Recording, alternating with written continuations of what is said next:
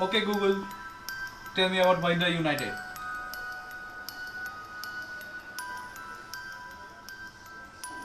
My apologies, I don't understand. Mahindra United কে চেনে না? দেখতে থাকো আজকে ভিডিওটা।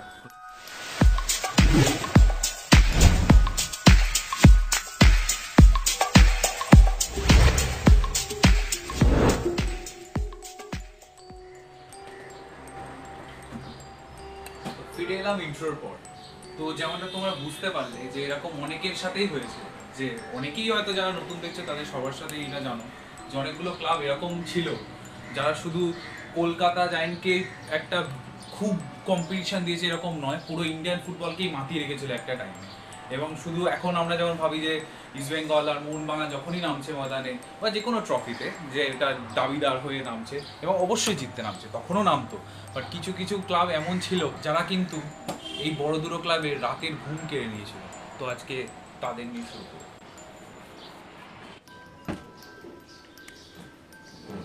তো যেটা বলছিলাম, যাদের ইন্টারাকশন দেখেছো তারা কিছু কিছু আন্দাজ করতে পেরেছো না, তার একবার ক্লিয়ার করে দিই। ভারতবর্ষে যে ফুটবল লিগটা হচ্ছে, যে সর্বোচ্চ লিগ যেখানে অনেকগুলো ক্লাব খেলছে, তারা আমাদের কলকাতা জায়ান্টসের ভালো কম্পিটিশন দিচ্ছে, এরকম কিন্তু প্রচুর ক্লাব ছিল যারা বলে বলে হারিয়েছে আমাদের বড় বড় ক্লাবগুলোকে এবং ট্রফিগুলো নিজেদের পকেটে নিয়ে চলে গেছে এবং সেটা ডমিনেট করে। এবং তারপর থেকে এরা হেলদি কম্পিটিশন শুরু হয়ে যায় যে ফুটবলের মক্কা শুধু কলকাতা নয়, তো সেটা আবার অন্য জায়গায় চলে যাওয়ার অনেকটা ট্রেন্ড চলে আসে। তো তারাও বলতে শুরু করে যে আমরা এখন এসে গেছি, এই রাজ্যেও প্রচুর ফুটবল প্রমোট হয় এবং ভালো ভালো ফুটবল হয়, সেটা আমরা দেখেছি, তারা প্রমাণ করেছে সেটা। তো আজকে ভিডিওটা সেই সব ক্লাবগুলোকে ডেডিকেট করে যাদের আমরা একটা সময় যেরকম রেসপেক্ট করতাম, সেরকম যখন আমাদের প্রিয় প্রিয় ক্লাবগুলো মাঠে নামতো তাদের এগেনস্টে, তখন আমাদের ভয় লাগতো যে আজকে আমরা এদের এগেনস্টে জিততে পারবো তো, কারণ এই ম্যাচগুলো ভাইটাল। কিন্তু এখন দেখবে কম্পিটিশানটা খুব ইজি হয়ে গেছে, একটা হিসেবের মধ্যে দিয়ে চলে যে এই ক্লাবগুলোকে হারালে হয়। তখন কিন্তু একটা নয়, দুটো নয়, তিনটে নয়, চারটে নয়, পাঁচটা এরকম ক্লাব ছিল যারা প্রচণ্ডভাবে বেগ দিয়েছে।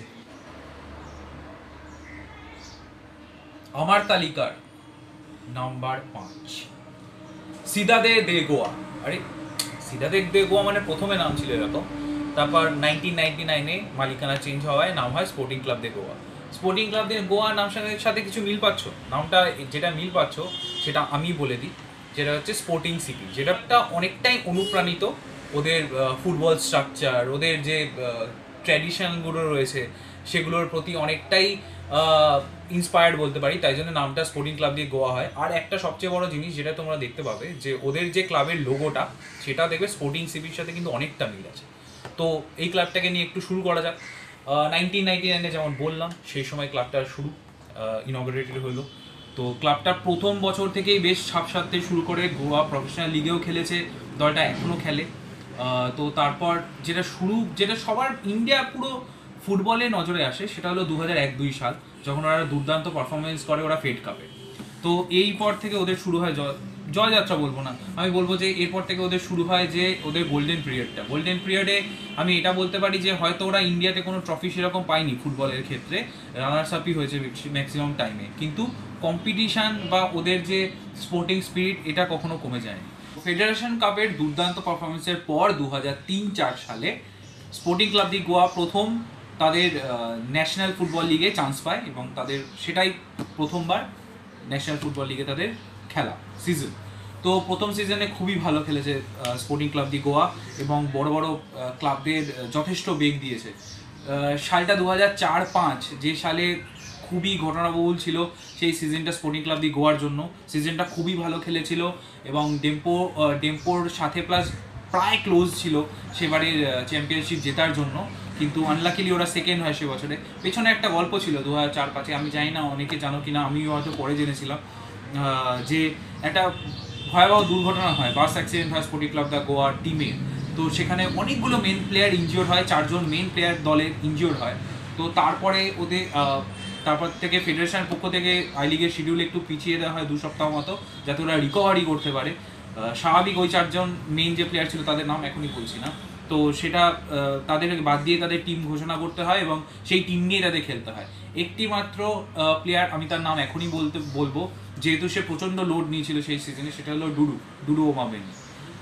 তো প্রচণ্ড ভালো খেলেছিল সেই সিজনটা, এবং সেটা সেকেন্ডে শেষ করে স্পোর্টিং ক্লাব দ্য গোয়া এত কিছু প্রবলেমের পরেও।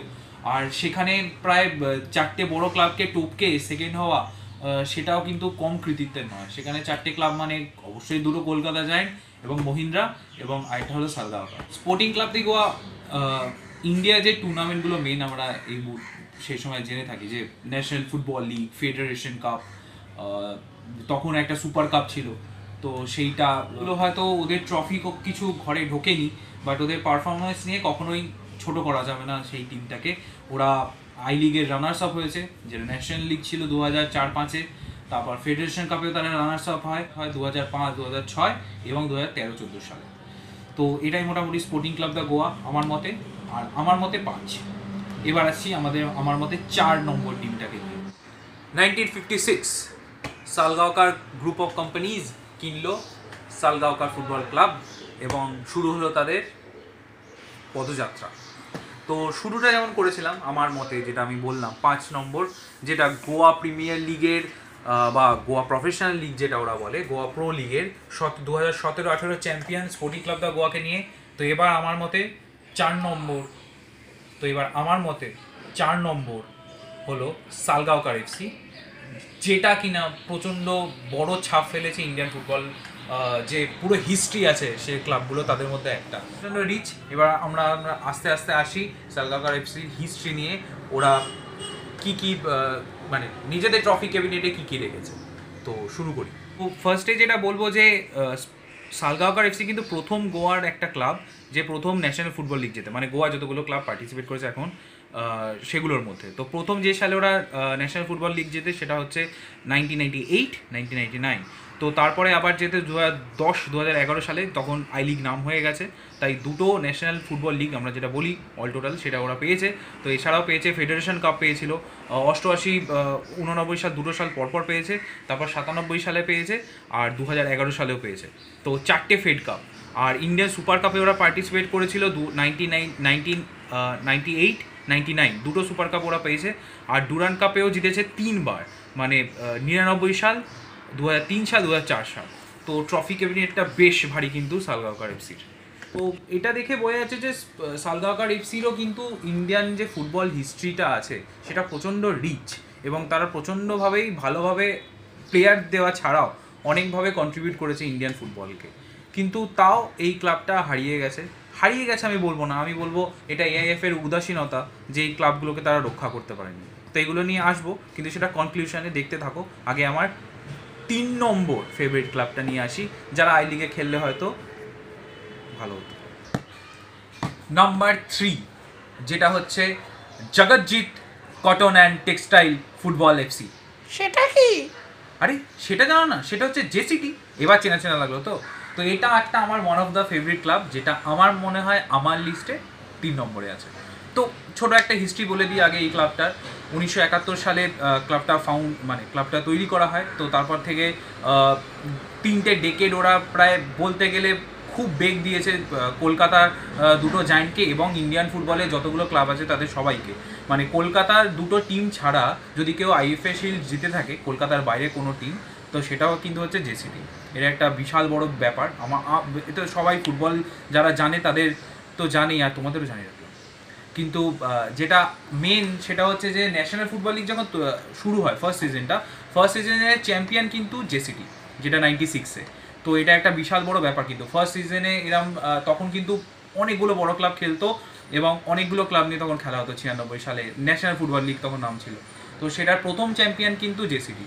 তো জেসিটি এই যে বিজয়ধারা সেটা চলতেই থাকে অনেক বছর ধরে, এবং তারা রাজ করেছেও একটা টাইমে বলতে পারি, কারণ তারা যে স্টেট লেভেলে যে কম্পিটিশানগুলো হতো সেটার প্রায় অনেকগুলোই জিতেছে।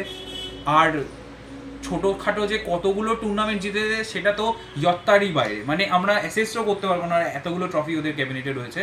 তো আমি ইন্ডিয়ান ফুটবল যেটা আমরা প্যান ইন্ডিয়া যে ট্রফিগুলো বলি সেগুলো তো আমি কয়েকটা তোমাদের বলে দিই।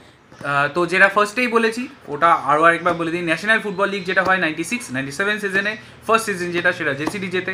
এছাড়া ডুরান্ড কাপ জিতেছে 5বার। সেটা হচ্ছে 76 সাল, 83 সাল, 87 সাল, 92 সাল আর 96 সাল। তো তো তারপর ফেড কাপ ওরা জেতে দুবার, যেটা হলো 95 সাল এবং 96 সাল, পরপর দুবার। তো আইএফএ শিল্ডও যেমন বলেছিলাম সেটা একবার জেতে, সেটা হলো 1996 সালে, যে কলকাতার বাইরেরও একটা টিম যে আইএফএ শিল্ড প্রথম জিতলো। তো ট্রফি ক্যাবিনেট আমরা দেখতে পেলাম যথেষ্ট ভারী ভরপুর। এছাড়া প্রচুর অজস্র ট্রফি আছে যেটা ওরা লোকাল স্তরে জিতেছে, যেটা স্টেট লেভেলে জিতেছে, সেটা আর বললাম না, তোমরা এমনি এখন যা সুযোগ সুবিধা জানতে পেরেই যাবে, একটু সার্চ করলেই হলো। তো এটা আমার গেল লিস্টের 3 নম্বর টিম, যেটা আমার ফেভারিট টিম আই লিগে থাকলে যারা আমার খুব ভালো লাগতো। এবার চলে আসি সেকেন্ডে। 1962 সাল, মাহিন্দ্রা ইউনাইটেড বা এমইউ, আরে ম্যানচেস্টার ইউনাইটেডের মতো একটা শুনতে লাগলো, টিমটা কিন্তু খুব একটা খারাপ খেলতো না। খুব একটা কেন বলবো, খুবই ভালো ভালো খেলা, বা আমি বলবো যে প্রচণ্ড ভালো ভালো প্লেয়ারও ওরা দিয়েছে। তো ফার্স্টে যেটা বলবো যে 62 সাল মানে অনেকদিন আগে একটা ওল্ডেস্ট ট্রফি আমাদের ছিল, যেটা হলো ডুরান্ড কাপ, যেটা আগেও বলেছি। সেটা কিন্তু প্রথম ওরা যেতে মুম্বাইয়ের কোনো টিম হিসেবে, যেটা কিন্তু মুম্বাইয়ের আর কোনো টিম বা কোনো টিমই পায়নি ডুরান্ড কাপ। তো সেটা একটা ওদের বড় অ্যাচিভমেন্ট তো বটেই। আর মহিন্দ্রা ইউনাইটেড সম্বন্ধে বলতে গেলে যে ট্রফিগুলো ওরা পেয়েছে, সেটা ইন্ডিয়ার মনে হয় না কোনো ট্রফি এমন বাদ আছে যেটা ওরা পায়নি। মানে এখনও অবধি তো যতগুলো ট্রফি হয়েছে বা এত লং টার্ম, মানে বুঝতেই পারছো 1962 সাল থেকে যখন শুরু হয়েছে ক্লাবটা, তখন সবকটা ট্রফি প্রায় জিতেছে। তো এবার এই ক্লাবের ট্রফি ক্যাবিনেট নিয়ে একটু কিছু বলে নিই। ইন্ডিয়া ইউনাইটেড যখন শুরু করেছিল যে ন্যাশনাল লিগ, ফুটবল লিগ, যেটা ফার্স্ট সিজন ছিল, সেটা কিন্তু ওরা প্রায় বটম হাফে শেষ করে। বটম হাফে মানে কি, একদম শেষে শেষ করে। কিন্তু যেহেতু তখন কোনো সেকেন্ড ডিভিশন ছিল না, তাই ওরা রেলিগেট হয়নি। কিন্তু তারপর থেকে যে সিজনগুলো ওরা খেলেছে, সেগুলো যথেষ্টভাবে ভালোভাবে খেলেছে, এবং 2005-06 সিজনে ওরা কিন্তু ন্যাশনাল ফুটবল লিগ চ্যাম্পিয়ন। তো সেটা ছাড়াও যে ইন্ডিয়ার ট্রফিগুলো ছিল সেগুলোও বলে নিই। যেমন বললাম ডুরান্ড কাপ ওরা জিতেছে, মহারাষ্ট্রের কোনো টিম হিসেবে প্রথম যে ওরা ডুরান্ড কাপ জিতেছে। ডুরান্ড কাপ কিন্তু আমাদের একটা ওল্ডেস্ট একটা ট্রফি, যেরকম বললাম। তো ডুরান্ড কাপ ওরা 3বার জিতেছে, যেটা হলো 98 সাল, 2001-02 সাল, 2008 সাল। তো এটা ছাড়াও কিন্তু ফেড কাপ জিতেছে দুবার, 2003, 2005, আর আইএফএ শিল্ড জিতেছে 2006, 2008। তো এটা আমরা দেখতে পাচ্ছি যে প্যান ইন্ডিয়াতেও প্রচুর ট্রফি মহিন্দ্রা ইউনাইটেড কিন্তু পেয়েছে। আর সেই সালগাওকারের মতোই, যেটা ওদের সাথে বহুত সিমিলারিটি রয়েছে, যে ওরা স্থানীয় যে লিগগুলো হয়, যেমন মুম্বাই যে ওরা লিগ ডিভিশন হয় স্টেটের, সেটা কিন্তু ওরা অনেকবার জিতেছে। এছাড়াও রোভার্স কাপ জিতেছে। এছাড়া বহু ট্রফি আছে যেগুলো, যেমন আগে বলেছি, তোমরা খুঁজলেই পেয়ে যাবে। তো এদেরও প্রচণ্ড রিচ হিস্ট্রি আছে। কিন্তু এতক্ষণ ধরে অনেকগুলো ক্লাব বলছি, এদের এন্ডিং কেন হলো, এটাও কিন্তু প্রচণ্ড ইন্টারেস্টিং একটা জায়গা, একটা ফ্যাক্টর আছে, সেটা কিন্তু কনক্লুশনে বলবো। কিন্তু তার আগে একটা ভালো জিনিস দিয়ে শেষ করি, যেটা হলো আমার ফেভারিট একটা নাম্বার 1 টিম। ইয়েস, তো 1 নম্বর যেটা, সেটা আপাতত আমার মনে হয় যে যা যা শুনলে সেটা থেকে গেস করতে পেরেছো কে হতে পারে।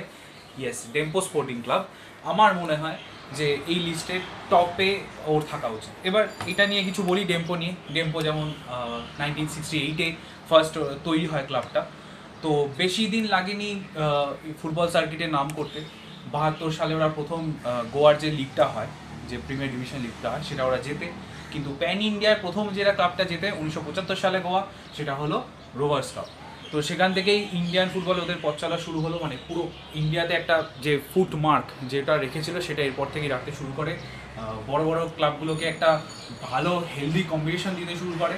এবং শুধু তখন আর ফুটবলটা কলকাতাতে বেস হয়ে রইল না, একটা ভালো একটা ইন্ডিয়াতে ছড়িয়ে গেল ফুটবলটা, যে অনেকগুলো ক্লাব উঠে আসতে শুরু করেছে, কম্পিটিশনটা খুব হেলদি হতে শুরু করে। তো তারপর থেকে ন্যাশনাল লিগ যখন, ফুটবল লিগ যখন শুরু হয় আমাদের ইন্ডিয়াতে, তখন যে কটা ক্লাবের যে রেকর্ড রয়েছে বা তারা যাতে জিতেছে, তার মধ্যে গোয়ার তার মধ্যে কিন্তু ডেম্পোর রেকর্ড সব থেকে বেশি। এটা সবাই অবশ্যই জানো যে 5বার ওরা ইন্ডিয়ান লিগ জিতেছে। সেটা হলো ন্যাশনাল ফুটবল লিগ জিতেছে 2বার, আর আই লিগ জিতেছে 3বার। তো প্রথম যেটা ন্যাশনাল ফুটবল লিগ ওরা জেতে, সেটা হলো 2004-05 সিজনে। তো সেটা ওদের প্রথম ন্যাশনাল ফুটবল লিগ জয়। এটা মনে রাখতে হবে যে লাস্ট ভার্সন যেটা ছিল ইন্ডিয়ান, যেটা ন্যাশনাল ফুটবল লিগ, সেটা লাস্ট সিজনটাও কিন্তু ওরা জেতে, যেটা হচ্ছে 6-7 সিজনে। তো এরপর শুরু হয়ে যায় নামটা চেঞ্জ করে। অবশ্যই এটা এখনও দেশের 1 নম্বর লিগ, সেটা হলো আই লিগ। সেটা শুরু হয় 7-8, যেটার প্রথম চ্যাম্পিয়ন আবার ডেম্পো। তো তারপরে আবার আই লিগে যেভাবে ডমিনেট ওরা করেছে, সেটা তো আর বলার জায়গা রাখে না, সেটা আমরা সবাই জানি। তাও এবার আমরা ট্রফি ক্যাবিনেটের দিকে ওদের ফিরে যাই, একবার ছোট্ট করে ওদের হিস্ট্রিগুলো আমরা বলে দিই। তো ট্রফি নিয়ে যেটা বলছিলাম, সেটা ন্যাশনাল লিগ থেকে শুরু করি। যেটা 2004-05 প্রথমবার জেতে, তারপর 6-7 জেতে, তারপর আই লিগ জেতে 7-8 সিজনে, যেটা আই লিগ নাম চেঞ্জ হলো 7-8 থেকে। প্রথমটাও যে আই লিগ যখন নাম চেঞ্জ হলো আই লিগ হলো, সেটার প্রথমবার জিতেছে ডেম্পো। তারপর 2009-10 সালে ডেম্পো আবার আই লিগ জেতে, তারপরে সিজন যেটা 11-12 সেটাও ডেম্পো আবার আই লিগ জেতে। এছাড়াও যেটা আমরা ট্রফি দেখতে পাই ডেম্পোর, সেটা হচ্ছে ডুরান্ড কাপ জিতেছিল ওরা 2006 সালে, তারপর ফেড কাপ জিতে 2004 সালে। এছাড়াও জিতেছে ওরা ইন্ডিয়ান যেটা সুপার কাপ তখন নাম ছিল, সেটা হলো 2008-2010 সালে। তো মোটামুটি ইন্ডিয়ার যে ট্রফিগুলো হয়েছে সবকটাই ওরা ওদের ব্যাগে পুরে নিয়েছে। সুতরাং এইটু ওদের স্প্যানের মধ্যে এটা একটা বিশাল ব্যাপার আমার মনে হয়। আর সবচেয়ে বড় কথা, এটা আমি এই জন্যে একে রাখলাম কারণ ওরা একটা কনসিস্টেন্সি দেখিয়েছে যেটা ইন্ডিয়ান ফুটবলে, আর সেটা ন্যাশনাল ফুটবল লিগ হোক বা আই লিগ হোক, যখনই চেঞ্জ হয়েছে সেটা একটা কনসিস্টেন্সি দেখিয়েছে। তারপর থেকে একটা ট্রেডিশনই চলে এলো, যেন ওই ক্লাব থেকে প্লেয়ার তোলা হোক বা এরকম একটা ট্রেডিশন চলে এলো আমাদের কলকাতার ফুটবলগুলোর মধ্যে। তো যেটা দেখতে পেলে আমি যেটা বললাম যে আমার প্রিয় কয়েকটা 5টা ক্লাবের আমি ওরমভাবে তালিকাভুক্ত করলাম। তোমরা প্লিজ ওরমভাবে দেখতে যেও না আমি প্রত্যেকের র্যাঙ্ক ওয়াইজ সাজালাম, আমি আমার মতে 5টা ক্লাবের নাম বললাম। এরকম অনেক ক্লাব আছে আই লিগে যারা কন্ট্রিবিউশন রেখেছে, বাট এটা আমার মনে হয় যে এরা প্রচণ্ড সাকসেসফুল। আর এরাই এমন কলকাতার বাইরের যে ক্লাবগুলো, কলকাতা কেন বলবো, পশ্চিমবঙ্গের বাইরে যে ক্লাবগুলো যারা রয়েছে তারা ইন্ডিয়ান ফুটবলের ছাপ ছেড়ে গেছে এবং প্রচণ্ডভাবেই তখন ইন্টারেস্টিং ছিল যে আমাদের প্রিমিয়ার লিগগুলো ছিল। এবার প্রবলেমটা কি হলো, এরা চলে গেল কেন? তো এখন যেটা আমরা দেখতে পাচ্ছি, সব ক্লাবগুলো একসাথে হয়ে আই লিগের ক্লাবগুলো বলছে তারা রেভলিউশন করছে। এরা কিন্তু অনেক দিন আগে সেই স্টেপগুলো নিয়ে ফেলেছে এবং এরা অনেক দিন আগে আমাদের, আমি কোনো অথরিটির নাম না নিয়ে বলছি, আমি ডাইরেক্টলি বলছি ইন্ডিয়ান অথরিটিকে বলছি, যারা ফুটবল অথরিটি আছে তাদেরকে ডাইরেক্টলি বলছি যে এদের মধ্যে কোনো ইনিশিয়েটিভই ছিল না ইন্ডিয়ান ফুটবলটাকে এগিয়ে নিয়ে যাওয়ার। সেই জন্যেই এরা কিন্তু হাতগুলো তুলে নিল নিজেদের এখান থেকে, যে আমরা ক্লাবের নাম নিয়ে আর খেলবো না, যেহেতু প্রচণ্ডভাবে কি বলবো খুবই ব্যাড মেনটেনভাবে চলছে এই লিগের ডিভিশনগুলো। কারণ ক্লাবগুলো কন্ট্রিবিউট করছে, ওরা নিজেদের মতো করে ইনফ্রাস্ট্রাকচার বানাচ্ছে, কিন্তু ফুটবল অথরিটির তরফ থেকে কোনো সাহায্য বা হেল্প ওরা কিন্তু পাচ্ছিল না। প্রত্যেকটা ক্লাবের, এই 5টা যেটা ক্লাব বললাম প্রত্যেকটাই বড় বড় ক্লাব, একই কারণে ফুটবলের প্রতি ইন্টারেস্ট যেহেতু কমে যাচ্ছে আমাদের দর্শকদের, তাই কিন্তু দল তুলে নেয়। আমি মহিন্দ্রার নাম করে বলতে পারি, ওরা তুমি জানতে পারবে ওরা যখন দলটা তুলে নিল 9-10 সালে, এরকম আমার মনে হচ্ছে, কোর্ট করো না বাট মনে হচ্ছে 9-10 সালে যেহেতু দলটা তুলে নিল, তখন কিন্তু ওরা ডাইরেক্টলি প্রেস কনফারেন্সে এটাই বলেছিল যে ইন্টারেস্ট ফুটবলে কমে যাচ্ছে। আর কোনো কথা, পুরো মূল অর্থ ছিল এটাই। আর এটা প্রচণ্ড হার্টিং একটা বড় অ্যাডাম একটা ফুটবল ক্লাবের ক্ষেত্রে। সে বছরটা কিন্তু সিজন ওরা খারাপ শেষ করেছে এরকম কিন্তু নয়, কিন্তু যেহেতু ইন্টারেস্ট নেই দল তুলে নিল। সেম হলো জেসিটির ক্ষেত্রে, যে ওরা দেখলো যে আর ইন্টারেস্টটা যেহেতু ফুটবলে কমে যাচ্ছে সবার, তাই জন্য ওরাও দল তুলে নিল। আর রেভলিউশন বলবো আমি এই 3টে ক্লাবের গোয়ার, যারা বুক ঠুকে প্রায় নিজেদের ক্লাবগুলো তুলে নিল একসাথে একই সিজনে, যেটা হলো সালগাওকার, স্পোর্টিং ক্লাব দা গোয়া এবং ডেম্পো। আমি মনে করি প্রচণ্ড রেভলিউশনের একটা স্টেপ ওরা নিয়েছে ইন্ডিয়ান ফুটবলের কারণ ওরা জানে যে আমাদের অথরিটি কোনো স্টেপ এই বিষয়ে নেবে না। তাই কিন্তু আমি একটা কথা এখানে অ্যাড করছি, যখন এই ক্লাবগুলো খেলতো, যখন এই ক্লাবগুলো নিজেদের মতো করে তৈরি হচ্ছে, ওরা কিন্তু শুধু প্লেয়ার আনা বা স্কাউটিং এই দিকে নজর দেয়নি, ওরা যে ইন্ডিয়ান প্লেয়ার্স তোলা, যে একটা ইনফ্রাস্ট্রাকচার গড়ে তোলা, একটা একাডেমি তৈরি করা, এই কিন্তু প্রত্যেকটা ক্লাবেরই ছিল। ওরা কিন্তু গ্রাসরুট লেভেল থেকে নিজেদের প্লেয়ার তৈরি করতো, তাদেরকে ইন্ডিয়া টিমে যাতে কীভাবে খেলতে পারে সেই জন্য ওরা তৈরি করতো। তো এটা কিন্তু একটা বিশাল বড় ইনিশিয়েটিভ। আমার মনে হয় এটা এখন অনেক ইনফ্রাস্ট্রাকচার আছে, বাট ওরা অনেক অ্যাডভান্স ছিল এই সময়টা। তো যেটা আরেকটা পয়েন্ট আমার মনে হয় যে যেহেতু এই জিনিসগুলো অ্যাপ্রিসিয়েটেড হলো না, ওরা আরও আমি বলবো যে ওরা ল্যাক অফ ইন্টারেস্টের জন্য নিজেদেরকে তুলে নিল। এটা এই ভিডিও থেকে আমার যে ইচ্ছা ফুটবল ফ্যান হিসেবে একটা মেসেজ দেওয়ার, যে এই ক্লাবগুলো যেন এরমভাবে কয়েকটা নষ্ট হয়েই গেছে আর যেন নষ্ট না হয়, এদের যেন ইনিশিয়েটিভগুলোকে সাপোর্ট করা হয়। আমরা আরও জোপল অ্যাঞ্জেলি, ব্রুনো কুটিনহো, বিজনের মতো আরও প্লেয়ার দেখতে চাই যারা ইন্ডিয়ান ফুটবলে আবার কন্ট্রিবিউট করবে এবং ভূমিপুত্রটা ইন্ডিয়ার আবার উঠে আসবে। তো সেটাই হলো আমাদের মেন বক্তব্য। তো যেরকম আমরা বুঝতে পারলাম যে ক্লাবগুলো উঠে যাচ্ছে, তো হঠাৎ করে যেন এরকম না হয় যে একটা ভালো কোনো প্লেয়ার খেলছে তাদের আবার টিম খুঁজতে যেন আবার অন্য রাজ্যে যেতে না হয়। তো সেটা যেন না হয়, সেটার দিকে নজর রাখা আমার মনে হয় উচিত। তো সেই জন্য বললাম সেটা খুব প্যাথেটিক। তো আশা করি ডেফিনেটলি ফেডারেশন এদিকে নজরে রাখবে। তারপর এখন যেমন শোনা যায় যে অনেক বিদেশি ক্লাবের সাথে মার্জ হচ্ছে, জেসিটিও কিন্তু উইলসের সাথে অনেকদিন মার্জ করেছিল, অনেক দিন আগে। মার্জ মানে কি, ওদের সাথে কথাবার্তা চলেছিল যে যাতে একাডেমিতে হেল্প করা যায় এই নিয়ে। উলভারহ্যাম্পটন কিন্তু ইংল্যান্ডের একটা বড় ক্লাব, তো সেটা কিন্তু ওরা আগে থেকে শুরু করেছিল। যাকে দেখা যাক এরপরে ইনিশিয়েটিভ আশা করি ভালোভাবে নেবে এবং এরমভাবে ভালো ভালো ক্লাবগুলো উঠে যাবে না। তো একটা নতুন ইনিশিয়েটিভ এটা আমরা নিলাম। তো জানাও তোমাদের কেমন লাগলো, যদি ভালো লাগে তাহলে লাইক করো আর শেয়ার করো অবশ্যই এটা, আর কমেন্টে জানিও যেমন বললাম। আর নতুন যারা দেখছো তারা সাবস্ক্রাইব করো, সাবস্ক্রাইব করে নোটিফিকেশান বেলটা ক্লিক করে দিও, তাহলে আমাদের যে নোটিফিকেশানগুলো সেগুলো পেয়ে যাবে। তো আজকের মতো যাই, টাটা। আরও ইন্টারেস্টিং এরকম প্রজেক্ট নিয়ে আসছি।